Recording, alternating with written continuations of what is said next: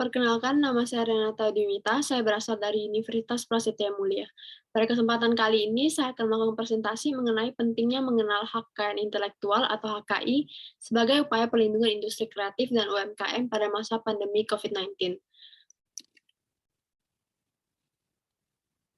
Usaha mikro kecil dan menengah atau UMKM merupakan salah satu penopang ekonomi nasional. Selain mampu menyerap tenaga kerja di sektor non-formal, juga mampu menggerakkan ekonomi masyarakat. Maka dari itu, diperlukannya perlindungan terhadap HKI dikarenakan negara Indonesia menyimpan potensi yang sangat besar di bidang industri kreatif dan juga kekayaan alam.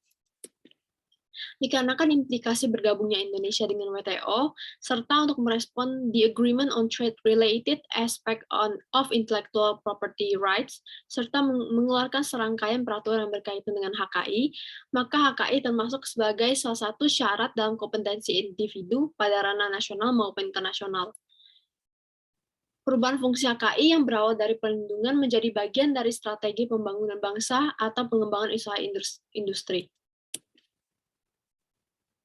Implementasi pada konsep HKI di atas juga didasarkan pada teori yang dikemukakan oleh Lawrence M. Friedman pada komponen hukum yang dimana mencakup 3 elemen. Yang pertama adalah mengenai struktur, yaitu instansi atau kelembagaan yang diciptakan oleh sistem hukum dengan berbagai macam fungsi dalam rangka mendukung fungsinya. Kemudian kedua adalah komponen substansi, segi output sistem hukum, yang dimana dalam pengertian ini termasuk norma dan juga peraturan yang lahir dalam sistem ini. Dan yang ketiga adalah kultur. Kultur adalah budaya hukum berupa seperangkat dan nilai-nilai yang akan menentukan kapan, di mana, mengapa rakyat datang kepada hukum atau pemerintah.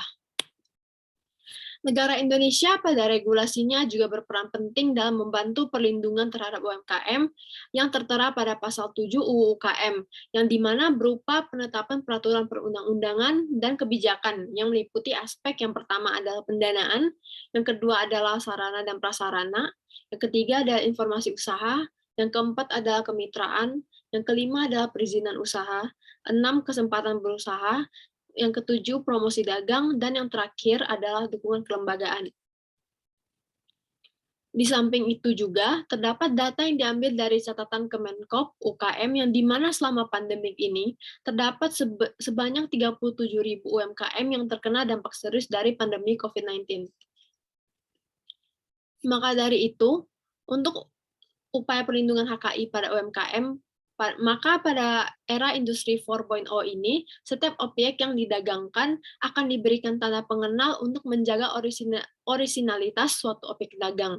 Selain daripada itu, pemerintah yakni Kemenkop UKM juga memberikan 3 stimulus bagi UMKM yang di masa pandemi agar terjaganya keberlangsungan aktivitas UMKM, yakni yang pertama adalah kelonggaran pembayaran pinjaman, yang kedua adalah keringanan pajak UMKM selama 6 bulan, dan yang terakhir adalah transfer tunai untuk bisnis skala mikro.